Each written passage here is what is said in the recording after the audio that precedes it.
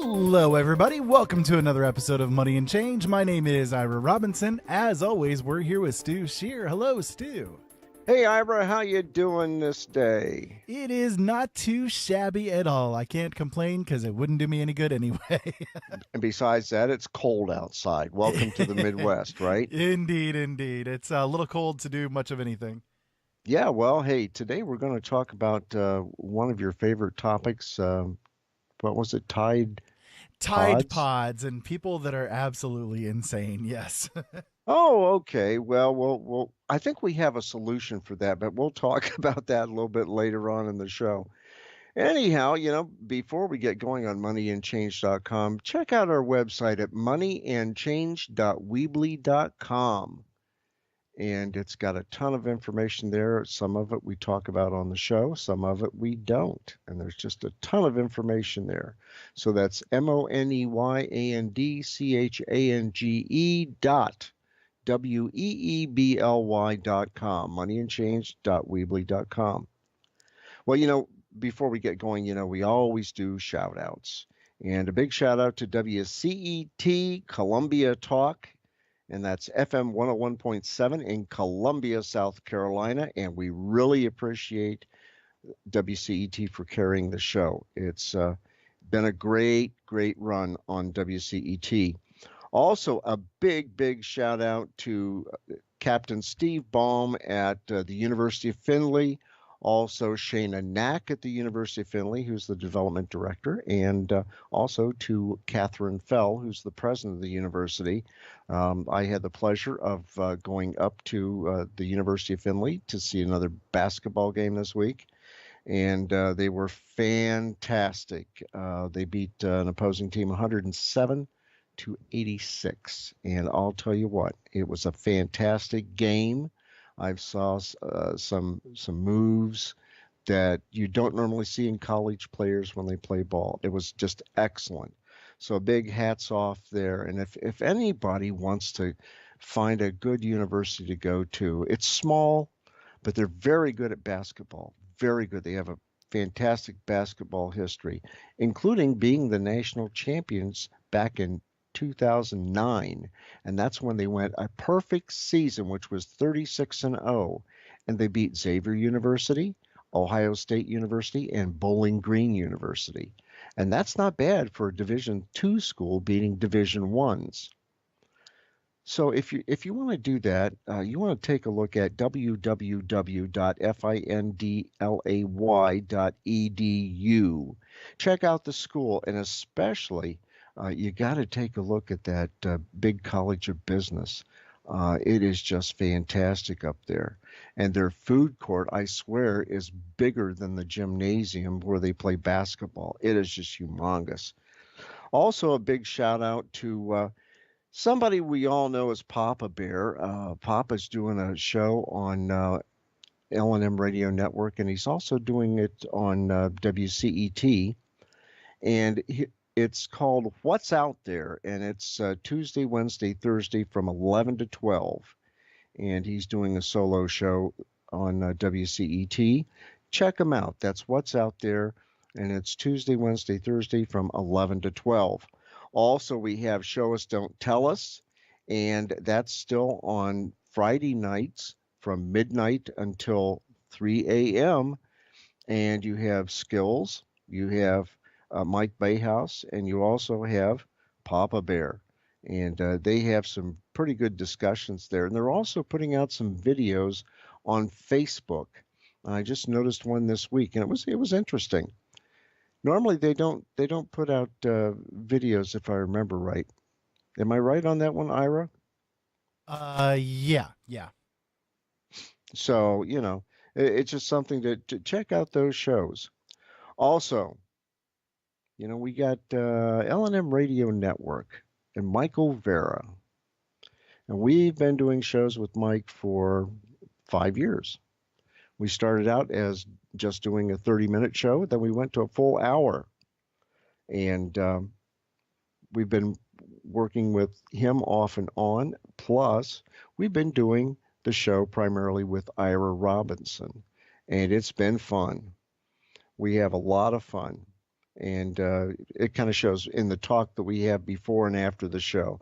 One of these days, who knows, he might record it. You just never know. Also, there's a character at Open Eyes Network. Who's that? I think it's that Ira guy. He's a jerk, but I don't know. He's all right, I guess. Oh, he is? He's a jerk? He can be. Oh, I didn't know that. Son of a gun. I think it's the He's beard. he's also an author too. Yes, indeed. Yeah, if you guys want to check out any of the archives for all of our shows, they're over at our website, openeyesnetwork.com. And if you're interested in anything that I write, I've got a ton of stuff available over on my website, originalworlds.com. I'd love for you guys to check it out. Check it out. He's got some spooky stuff over there. Trust me. And the artwork, he does the artwork too. I do. Yep. I can't figure out how in the heck you write so many books. I mean, what, you got 11 books now? You're working on 12? Somewhere around in there, yeah. Okay, and you can't keep count, and all I can do is the Wrinkle City Gazette. I mean, I can do between 8 and 9 pages, and you just run your fingers through the grinder, and pump stuff out like 5,000 words a day. And yeah, I've written about 20. that fast. I've written about 2,400 words today, so shame on you. It's terrible. It's terrible. You're making me feel guilty. I mean, I've got a writer's complex now. I can only, and it takes me a whole month to come up with all of the jokes and color pictures and everything for the Wrinkle City Gazette, which, by the way, is at moneyandchange.weebly.com back in the humor section. And there's also a link to the archive. So in case you missed an issue, you can get them. And of course, the Wrinkle City Gazette is always free. I don't charge for that because who would pay for a bunch of jokes? Anyhow, before we get going here, we always do a disclaimer, and the information contained in this presented material is from the posting of news agencies on the internet and are not necessarily the views or opinions of the owners of this program. We are not responsible for and expressly disclaim all liability for damages of any kind arising out of use, reference to, or reliance, on any information contained in this broadcast. The information provided is not offered as financial advice, financial planning, or for investment purposes, so you want to use this information at your own risk. Now, from the currency chart at xe.com, you notice that the dollar got a little bit stronger, even though the stock market kind of had some troubles. The euro suddenly went from $1.25 to $1.22. The Great British Pound went down from $1.42 to $1.38. The Australian dollar dropped to 78 cents. The Canadian dollar dropped to 79 cents. And the Swiss franc dropped down just about a penny to $1.06. And I don't know why the dollar suddenly got stronger when the markets went farther south. It's kind of strange. And maybe in the world of economics, I'll learn about how that works. Of course, it's always on speculation. And you know that in the past, various banks have been charged for rigging the Forex market, the foreign exchange market. Chinese yuan is at 15.8 cents to the US dollar. The Kuwaiti dinar stayed the same at $3.33. The Vietnamese dong. Boy, oh boy, if you were holding dong last week, it was 22,725.21 dong to the dollar. Well, now the Vietnamese dong got stronger. It's 22,694.77 dong to the dollar. The wheelbarrow got lighter. And maybe that's a good sign. We'll just have to wait and see. I'd love to see the Vietnamese dong get to be a nickel to the US dollar. That would be really neat. Because if you're investing in foreign currency and you just have some Vietnamese dong right now, it's kind of a joke. Not to the Vietnamese people, and I'm not slamming them, but to take 22,694.77 dong just to equal $1, it's kind of scary. Bitcoin. Wow. You know, 7 weeks ago, Bitcoin was $15,234.74 for one Bitcoin. And then it started sliding, and now it's down to $8,234.51. Gee, we had some theft going on and people missing some money. A whole bunch of stuff is going on with Bitcoin. And as we're going to talk about a little bit later on in the show, is about the banks.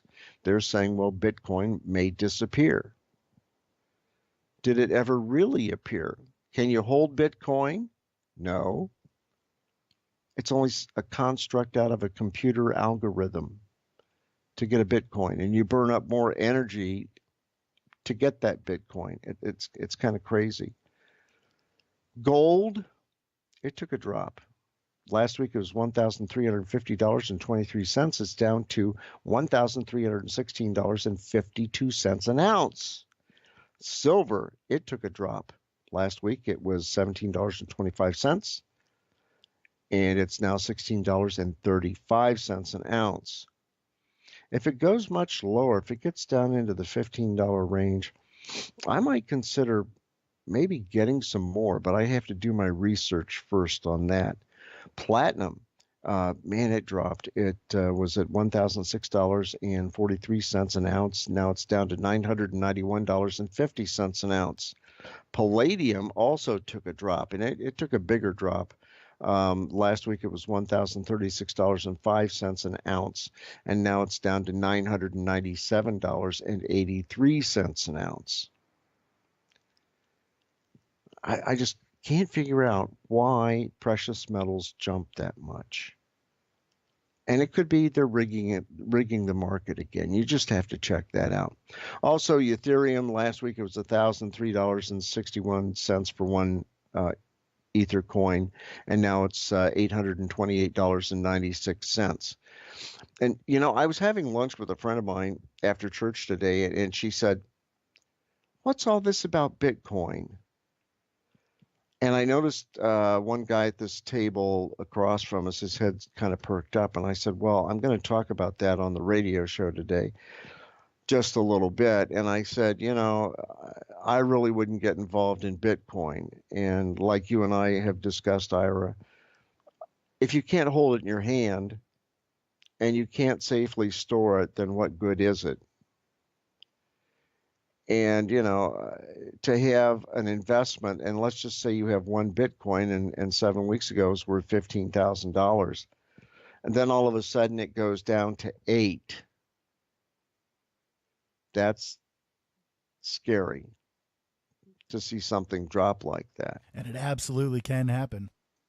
It did happen, and it's going to happen some more. And I'm going to tell you, we're not over the jump in the markets. Now, let's say you want to go ahead and invest in precious metals. Why precious metals? You can hold them in your hand. You can store them for use later on as barter. You can go ahead with that precious metal, and if you're smart, you can get the 10th ounce gold coins, which would be, I'm going to say, probably about $150 now. And you can get some of those, but then take a look at silver. And, you know, if you go to silver.com right now, gold is $1,318.33. Silver is $16.42, and that's current. So if you go and you take a look at APMEX, silver.com, Kitco, there's a whole bunch of others. You can invest in a good coin. Sometimes they're half ounce, sometimes they're full ounce. Generally, the silver coins or the silver dollars, the American Eagles, or the Canadian maple leafs are good investments to hold. And, you know, as times get tense and you have a lot of world calamity out there, a lot of people take their paper money and put it into gold and silver. because in a grid down situation, you can use that to barter with. And, take a look at what would happen if you go to get a pizza and you didn't have the money on you and you went to the ATM and there was a situation where the ATM was down. Could you buy your pizza? Well, yeah, I could probably put it on credit. Well, what if they didn't take your credit card? You're out of luck. And that can happen. It could happen in a heartbeat. So you want to set some precious metals aside as an investment. And when the prices go back up, you can always sell them off. And some people are saying, well, silver's going to go up sky high if the markets crash. Yeah, probably will. And it's a good investment. But before you do that, you want to pay down your debt. You want to put some money aside, buy some long-term food. And I don't care whether or not you stock up on stuff from Kroger's, Aldi's, or wherever, Giant Eagle, Whole Foods. You want to store backup food for in a calamity. And some people like to get food from like Thrive Life Foods, or they want to go to Emergency Essentials, or they contact the LDS Church through their Provident Living and get things there, or Honeyville. There's a whole bunch of companies out there that serve freeze-dried foods, not only in the vegetables, but also in meats. But you want to do that. You want to go ahead and get good medicine on hand. Do you have a good first aid kit, Ira? Yeah, we have more than just Band-Aids. Yeah, we have all different kinds of things in ours. We've got everything from of course, Band-Aids and larger gauze pads and the adhesives to hold them all together and stuff. But we even have a small sewing kit in there. We've got a small 1 pint sized mason jar full of rubbing alcohol to disinfect things. We've got bottles of things like bacitracin or Neosporin, the kind of topical antibiotics. Although we get ours special delivery from a pharmacy down in Mexico. Basically, it's actually it's an antibiotic cream that's made with penicillin. So we've got that kind of stuff. I mean, we've got a lot of very useful items in our first aid kits. Good stuff. Yeah, and yeah. You just don't run to Walmart, Wally World, as we call it here, and get a first aid kit because it doesn't have everything in it. Right, and actually, we even went so far as to get a small hard case for it as well, to protect it. Because when you're out in the wilds, you can tend to strain your backpack and that kind of thing. Throwing it down or whatever, well, if you've got these things in there, they can be easily broken, or, you can unsterilize everything really quickly. So we put it into a smaller hard case just to keep it all protected on the inside. Well, when you said you had this jar of alcohol, the first thing that came to my mind was, are you sure it's alcohol, not moonshine? Yeah, no, it's definitely rubbing alcohol. Although, really, I mean, any kind of really high intensity alcohol can work. You can even throw a bottle of vodka or something like that in there, and it would work just as good. Just something that you want to have on hand to disinfect and that kind of thing. Yeah, especially or you might like the flavor of it too. Well, yeah, I mean, but especially with an emergency, one of the biggest keys to survival is going to be doing things like avoiding infections. I mean, one of the biggest problems that the human race has had since the onset was that just even the smallest infection could lead to killing somebody. So how about avoiding politicians? That definitely would be avoiding the infection. Yeah. Yeah, that would do it. That would do it. But you want to do that. Make sure you have your medication. Make sure you have suitable clothing. Maybe a tent. Maybe you want to have your medications that you need. One And a thing. way to purify water too. Sure, That's a yeah, big thing. and one thing I would recommend to toss into the first aid kits too, for again going with the infection idea, is a lot of times when people get an infection or something like that, they'll go to the doctor, they'll get the penicillin or the amoxicillin or something like that, and not really many people actually go through the whole 10-day course that is recommended by the doctors. So you always end up with 10 or 12 pills or whatever left over after you've given up on it all and said, nope, I'm done. I'm not taking it anymore. You can take those antibiotics and put them into a larger bottle and seal it up really well and put that into your first aid kit too. But make sure you label it. Yeah, you want to make sure to label any kind of pills or anything like that that you use, of course. But that's why I said you put it into a bottle and seal it, because then it won't get mixed up and stuff if it happens to break on the inside. You know what would be fun is to mix up that in the first aid kit and put a bottle of Skittles in there. Yeah. And call it pain reliever. That would be something else. Well, anyhow, when you go ahead and invest in precious metals, that's good, but you have to pay your bills down and put some money aside. And if you can't invest in precious metals, then what you want to do really is start building up your food. And you need to do that. Also have water and ways to preserve water and purify water and store it. And it's part of being prepared, because as we've seen this last week, we take a look at a lot of stuff with the markets. I mean, the drop, what was it, 1,700 points in one day? And then it Yeah, it was comes right around back in up there. 300 here and 300 there. And they said that's just going to be an adjustment. And a lot of people started to panic over that. And that's just an adjustment. What happens if we have a crash? That's the scary part. What happens to cryptocurrencies if there's a crash? Can you spend cryptocurrency? Maybe not. And that's scary too. Now, there was an article from Kana Nishizawa, I'll say that right, Nishizawa, and it's from Goldman. It says, get ready for most cryptocurrencies to hit zero, says Goldman.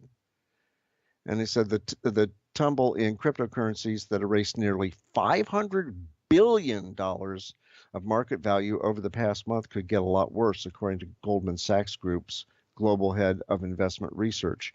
And most digital currencies are unlikely to survive in their current form, and investors should prepare for coins to lose all their value as they're replaced by a small set of future competitors. And that was according to Goldman's Steve Strongin, Strongin, and that was in a report dated February 5th. And while he didn't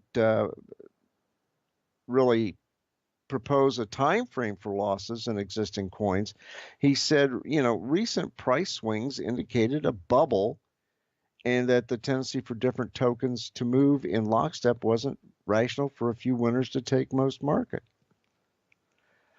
And we had several weeks ago, didn't we talk about Bank of America saying, oh, there's going to be a problem with the markets?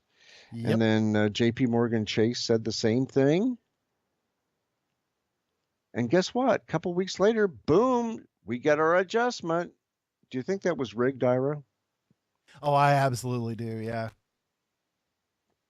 It's scary. It really is. And so, here you have one day you have Bitcoin, and then all of a sudden, nothing. Why? Because the banks took control of it, or the government took control. And today there was an article from Molly Jane Zuckerman from the Cointelegraph. And she said Japanese crypto investors to pay tax of up to 55% on profits. And the Japanese National Tax Agency had already ruled last year that capital gains on transactions of virtual currency are considered miscellaneous income. And the tax on cryptocurrency profits is higher than around the 20% tax levied on profits from stocks and foreign currencies, with the higher percentage tax applying to those who earn more than 40 million yen a year. Gee, what's 40 million yen? Well, it's about $367,600. And according to Bloomberg.com, around 40% of Bitcoin or BTC trading recently has been against the yen, meaning the country will receive a large revenue from taxing cryptocurrencies. Maybe the U.S. will do the same thing.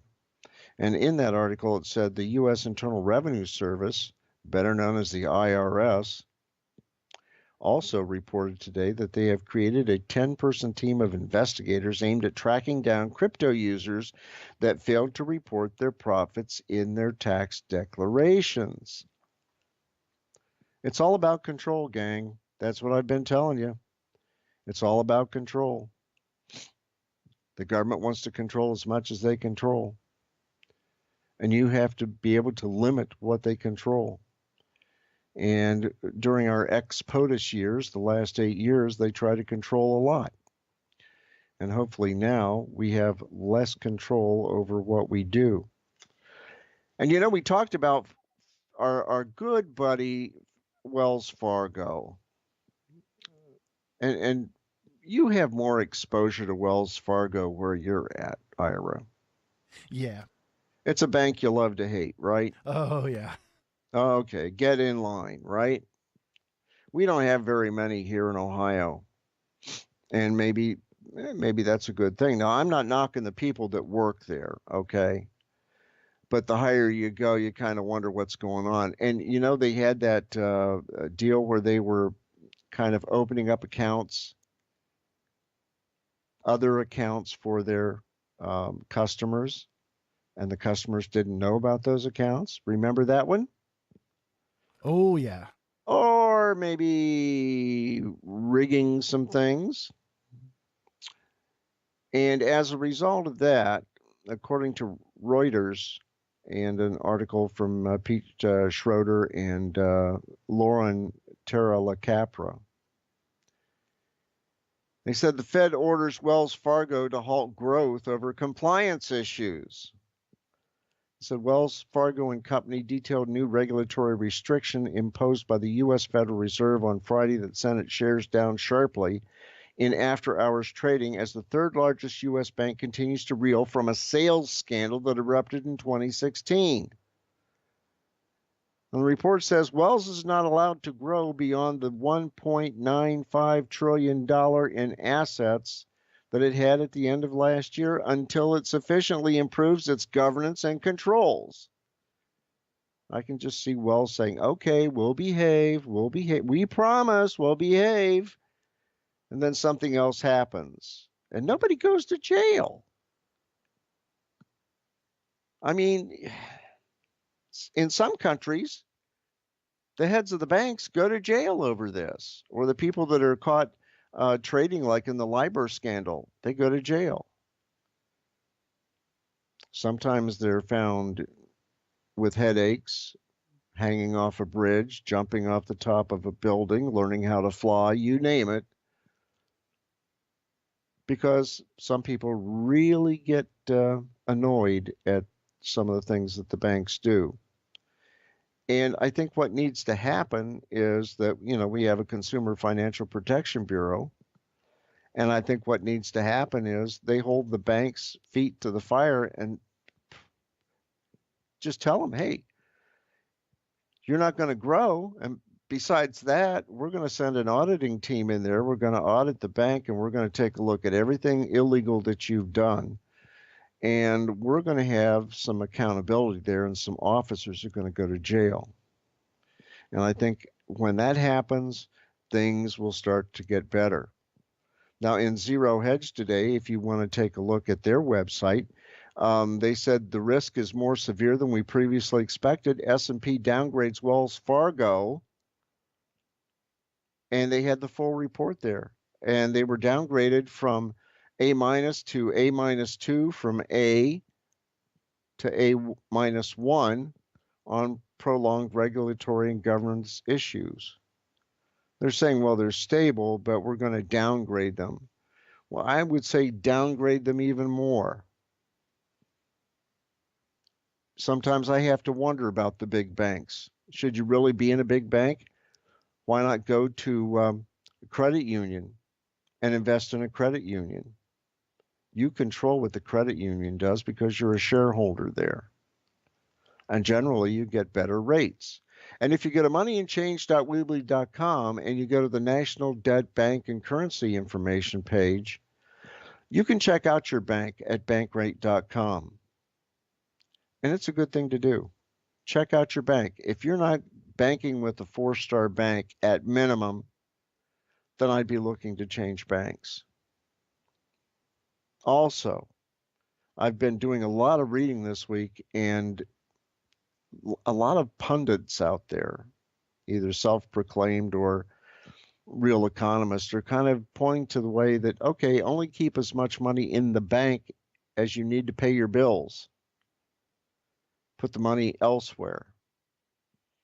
Whether you put it in your backyard buried or in a safe in your house or someplace, they're saying get the money out of the banks and only keep as much in there as you want. Now, I'm not going to recommend that because I want you to do your own research.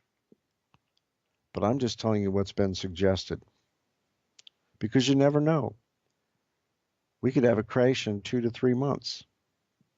Remember what Bank of America projected and JP Morgan Chase projected, and a couple weeks later it actually happened. So be attuned. Listen to Money and Change. Go to the moneyandchange.weebly.com website. Check us out. We'll try to keep everybody as current as we can. Now, also, something happened with Zero Hedge and Tyler Durden. It's got to be a staff writer. I would love to meet the staff writers there. But they had a report this week about big banks punish savers with pathetic interest rates despite Fed hikes. It said big banks such as JP Morgan, Wells Fargo, Citigroup, and Bank of America have been shafting depositors with terrible interest rates, refusing to keep pace with the Federal Reserve's rate hikes. And JP Morgan, for example, has only raised its average deposit rate by basically 0.21 of a percentage point, despite the Federal Reserve's raising rates by 1.25% over the same time period. And this trend is so remarkable that analysts at Goldman Sachs Group and a rival Wall Street firm with a comparatively tiny banking franchise published a report on the matter, noting that rates on savings were virtually untouched in 2017 as banks charged fatter payments on loans and other assets whose rates jumped along with the Fed's increases. So what does that tell you? If you're not making money on interest at the bank, then why keep your money in that bank? Shop around. Some of them are only going to give you 0.5%. Some may give you 1%. And then they turn around and make more money off of your money. Is that a good thing to have? You know, you just have to check this stuff out. And, you know, they'll say, well, we're going to give you a good deal.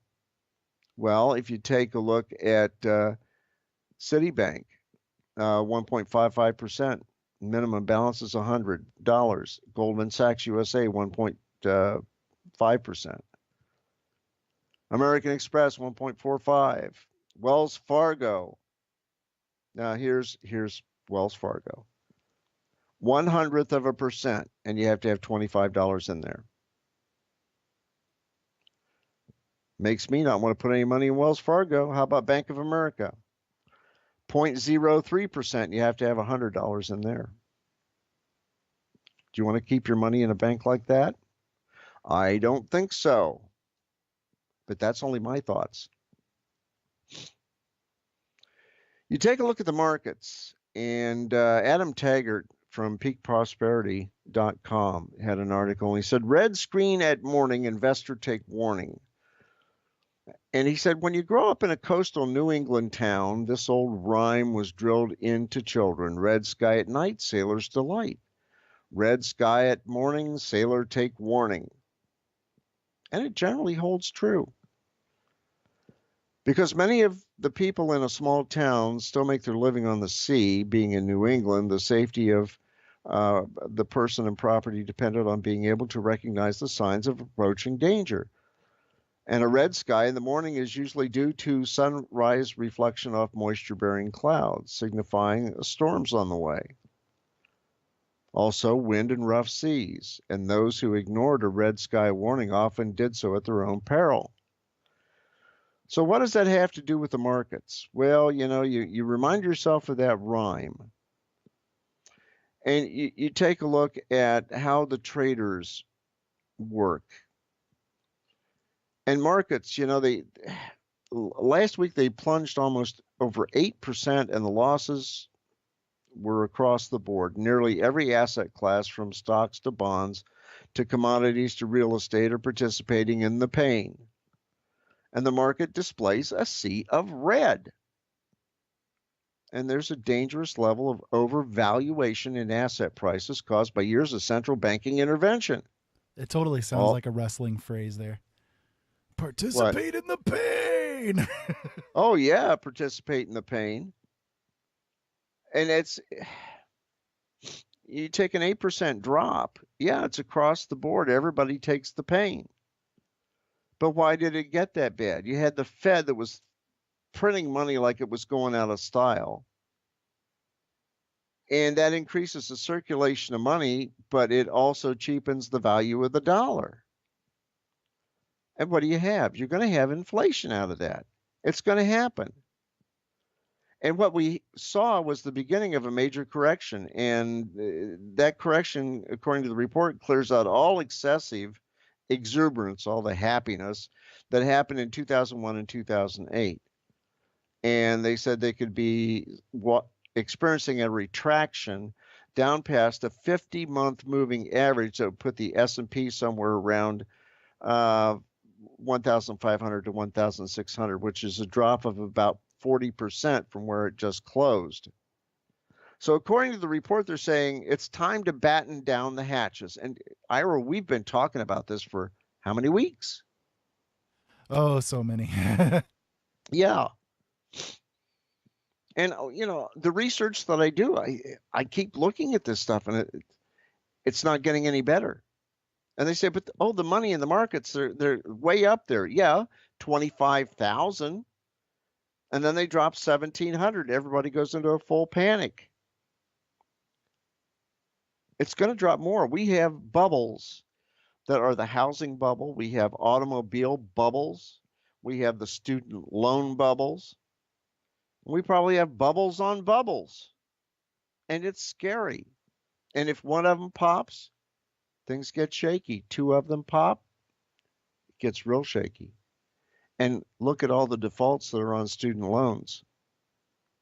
It's scary. Everything starts to pop. We're in a world of hurt, and you better be prepared. And that's why we have moneyandchange.weebly.com.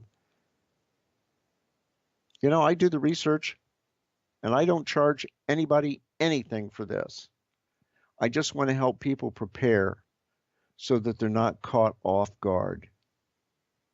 And according to the article, it says time to batten down the hatches. And they said when the storm arrives at sea, the sailors hunker down. They tie fast and stow everything they can. And that's an excellent model for everyday's investors. If this week's plunge indeed accelerates into a bear market, simply surviving the carnage with a substantial percentage of your capital intact will constitute winning. So if you have long positions in your personal or retirement portfolios, what should you do? Well, the report suggesting move to cash. Get your money to the sidelines. Remember that everything is relative during periods of extreme volatility like now. And when everything around you is dropping in value, the relative value of your cash position rises. So those who had already moved to cash flow now find that they can buy 7% more of the S&P with it than they could a mere week ago because the value went down. You always buy low and sell high.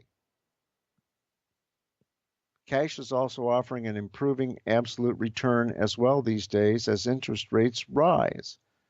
Not that you'll know it from your bank and what they're offering you, but you want to check into it. Holding your cash in short-term T-bills, treasury bills, durations less than a year, through a program like Treasury Direct is now returning yields of close to 1.5%. And in some cases with the banks, according to the report, it's 25 to 50% times more than the average bank savings account. It might be a good deal. The second thing is prepare your action plan. Talk to your financial advisor. If you don't have any and you just don't make that much money, watch how you spend your money. You might want to check out clarkhoward.com. Go to moneyandchange.weebly.com. We've got suggestions there. And the third thing is you want to track the risks and opportunities very, very closely. It's getting scary out there. And if you're not prepared, one of these days there's going to be a crash. One of these days your ATM is not going to have any money in it. One of these days your credit card's not going to be any good. One of these days you're going to have to pay cash for everything. And one of these days there's not going to be much cash to go around. If you think I'm kidding, go back to the 1929 crash. Take a look at what people did there. Well, you know, we talked about Illinois in the past. Now they've got a privilege tax bill in the works, according to Mark Glennon from wirepoints.com. And he said, undeterred by national ridicule heaped on Illinois last year, State House Democrats are pushing again for the passage of a privilege tax on investment managers. And they want to impose a 20% tax in addition to all other taxes on fees that are based on capital gains. And it would push all those firms out immediately and decimate the financial and tech communities, which are among the few sectors thriving in Illinois. Illinois is in bad shape. Their pension system's in bad shape. People are leaving Illinois. You take a look at a lot of states, even California. You know, I saw a guy riding a bike through Los Angeles in some parts, and it was nothing but tent cities. Homeless people. There were people downtown that were homeless.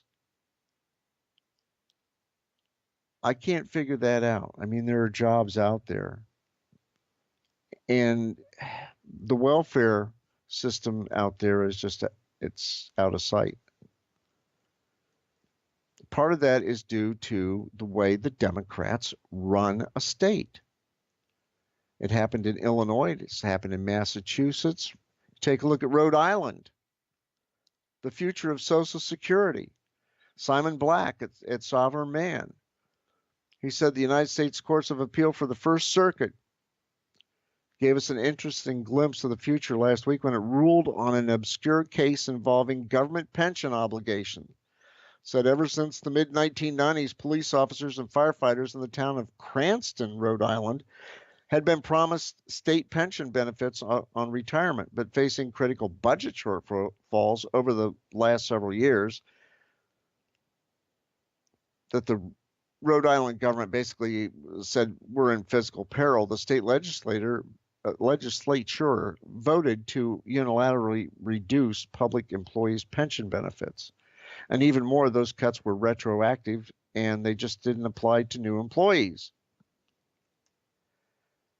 So naturally, a number of the municipal employee unions have sued. And the case of Cranston's police and firefighter unions made it all the way to federal court. And the union's argument was that the government of Rhode Island was contractually bound to pay benefits. And these benefits had been enshrined in a long-standing state legislation, and they should be enforced. And the state government disagreed. And in their view, the legislature should be able to change laws even retroactively whenever it suits them. Do we see it in the major headlines? No. But you have to take close attention to the obscure court cases because they can set dangerous precedents. You know, the state government in Ohio could go back on my pension.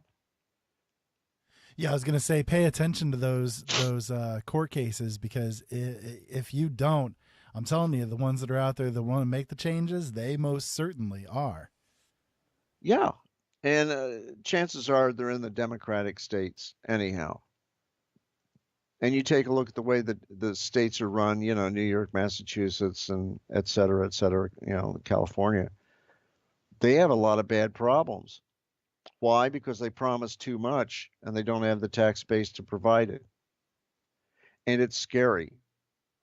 And Carl Icahn was saying, you know, a market earthquake is going to come. And a lot of people will pay the price like in 1929. That was in Zero Hedge this week. And he said, this is something we've never seen before. I don't remember ever seeing a market with this kind of volatility over 2 weeks. And the market's become such a more dangerous place due to index funds and EFTs. It's scary. It's like 2008, where everyone was buying mortgages and CDs. And passive investing is the bubble right now, and it's going to be a major, major correction. Hey, if it is, we're all in trouble. And is the world turning upside down? We won't know. We'll have to check into that. We'll have to check into the banks. I think we'll bring that up next week. But Ira, you know, you wanted to talk about those Tide gel packs. Yeah, speaking of things that are insane and turning the world around and being in a lot of trouble, you kind of segued me there perfectly, Stu. I have to say how much I appreciate that. So here's the thing. As many people might be aware, there are these different challenges that are out there on the internet, especially on YouTube, but they're everywhere. You'll find them on Reddit. You'll find them on YouTube. You'll find them on Twitter, you know, all different kinds of places. They have these challenges that they try to make people do in order to get views, get popular, so on and so forth. Well, one of the newest crazes is the Tide Pod Challenge. And the Tide Pod Challenge is where you take these, it's a new product from Tide. You know, you take these little self-encapsulated detergent pods, you know, and you normally would throw them into the washing machine when you go to wash your clothes, and it would dissolve in the washer and just, you know, automatically put the right amount of detergent into the water and so on and so forth. Well, the newest craze basically is the Tide Pod Challenge, where you take one of these Tide Pods, you put it into your mouth, and you bite down on it in an attempt to not throw up, not spit it back out, you know, eat as much of it as you possibly can before you reach that stage. Videotape the whole thing and put it onto YouTube or Twitter or wherever. So number one, how absolutely stupid of a person do you have to be to look at a Tide Pod filled with detergent and think, boy, that looks delicious. I think I'm going to eat it.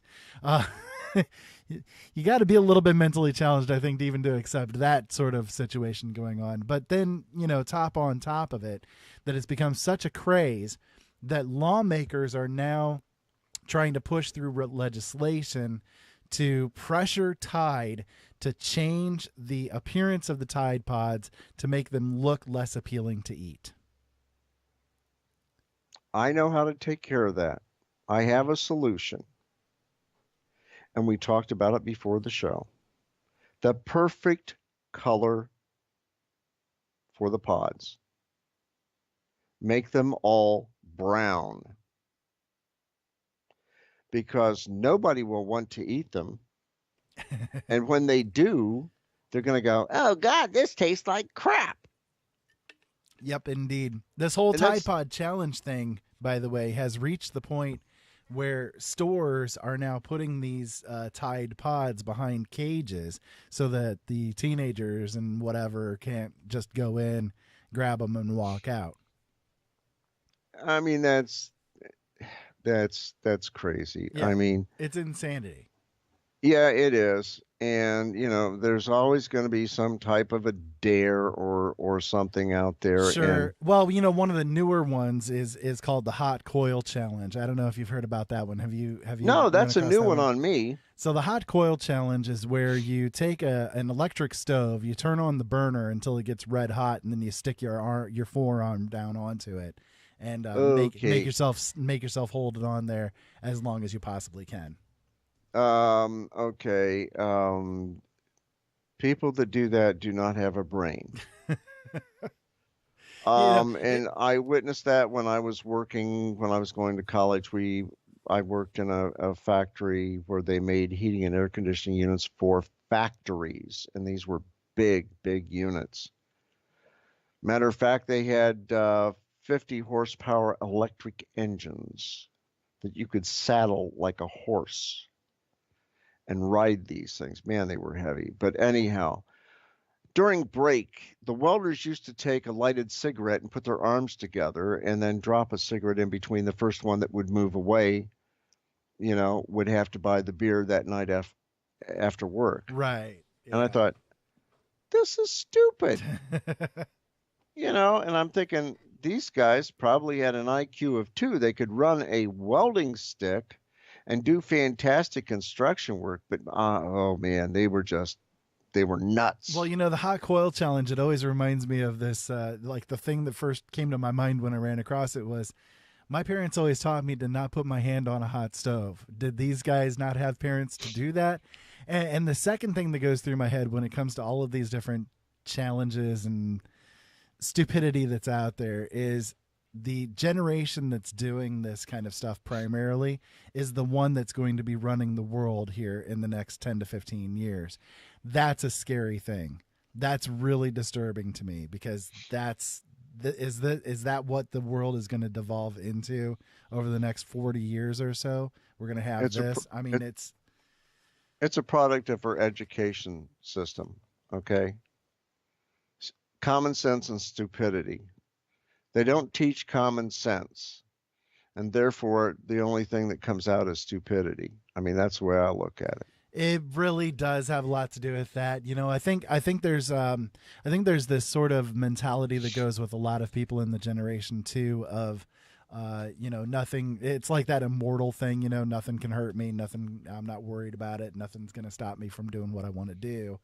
And thumbing their nose basically at the authority, and that kind of thing has always been in existence. I mean, the generation coming up always has to thumb its nose at the generation that came before because in order to flourish and grow, they have to sort of spread their own wings and fly in their own directions. I mean, that's how we get progress, right? But it seems like at this point in time, we're actually devolving, backwards away from some kind of progress forward because of, I don't know, different things. I mean, maybe it's a product of the educational system in and of itself. Again, like you mentioned, they're not teaching logic. It's like, when it comes to the educational system, I've talked about this on my show, Open Eyes, before. The education system, there seem to be two different tiers of it.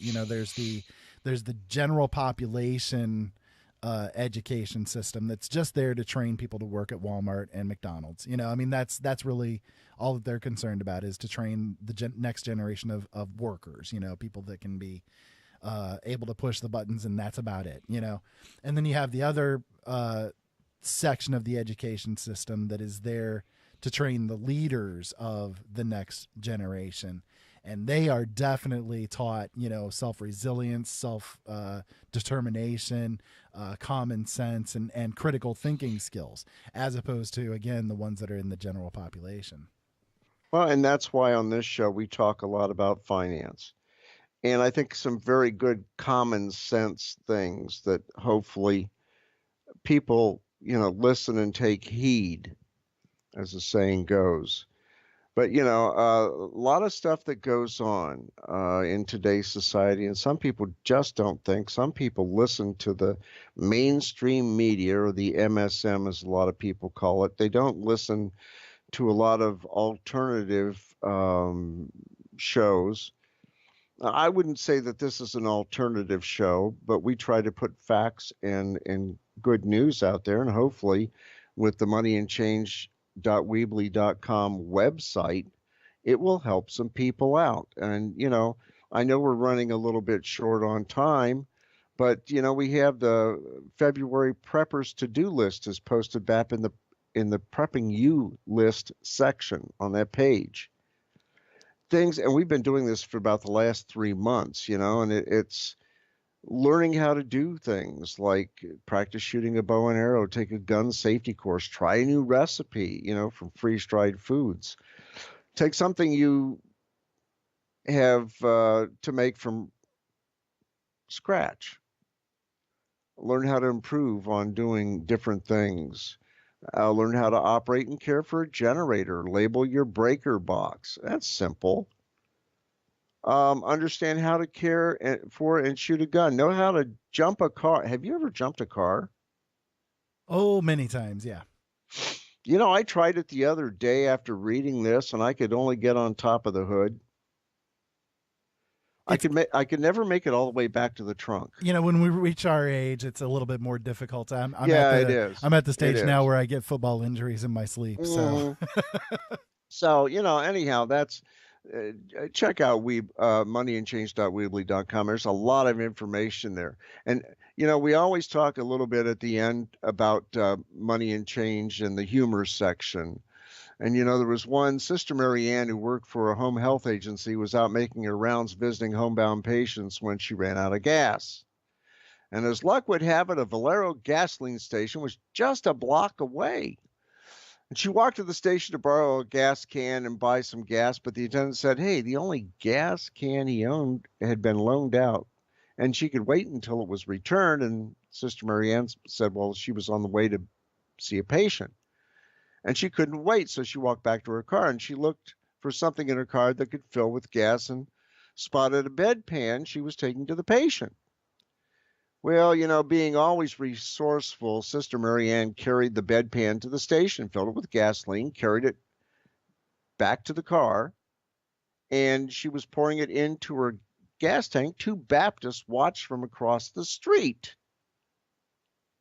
And one of them turned to the other and said, if it starts, I'm turning Catholic. And with that, that's all I've got. Hey, wait a minute. We have something happening this week. That would be Valentine's Day, right? Valentine's Day. Oh, my God. If we forget that, we're in trouble. Oh, my God. You don't want to do, and do not get a wristband or a watch or something for your beloved one and only put to the one I love on it, because there was a guy that did that one time, and the jeweler said, well, why don't you put the name? He says, well, I can use it over and over if I dump my women. There you go. And so that's a good thought. Well, anyhow, that's all I've got for Money and Change this week. Have a good Valentine's Day. And for those living in Findlay, Ohio, root on the Oilers. They've only lost 3 games this season. They're now rated number 15th in the country. Fantastic basketball, fantastic university, fantastic professors. I'm just telling you that right now. But, we donate our time for the show. Please donate to keep the show on the air. I don't take any money for it. I don't want any money. I want to help people. And the money that goes into the show and to L&M Radio Network and Open Eyes Network, it pays for the internet service provider and the time on the air bandwidth and everything else. So please donate to keep the show on the air. And also listen to us on WCET FM 101.7 in Columbia, South Carolina. And with that, have a good week. Sounds great, Stu. Well, we're going to go over by about a minute or so here. I'm going to be playing a little audio just to exemplify the way that it seems like the American youth are going. Have a great week, everybody. Happy Valentine's Day. We'll talk to you again real soon. Hey everyone, so I was chatting on AIM with this guy. Supposedly he was from England, and I speak fluent American, so there's a bit of a language barrier, but he knew really good English. Ow, stop biting my toe. So, I was talking to him about, like, this game I wanted, because I was hoping he'd buy it for me, and it was The Sims 3 Generations, and I really wanted that expansion pack for my Sims game, and he said supposedly he wanted it too. And I'm like, well, why don't you get it? And he's like, because it's too much. I'm like, well, how much is it? He's like, it's 15 pounds. So apparently there's a bit of a language barrier there, because I asked him how much it costs, not how much it weighs. So a bit of a language barrier. We went over that jump. But the thing I'm wondering is, why does it weigh so much? That's what's confusing to me. Like, does it have to do with where England is located? Like, is it because it's like, I don't even know. Because, like, maybe it's like really close to Jupiter. So, like, if you know the solar system, America is like in the middle, and England is like it's the closest to the sun, I think.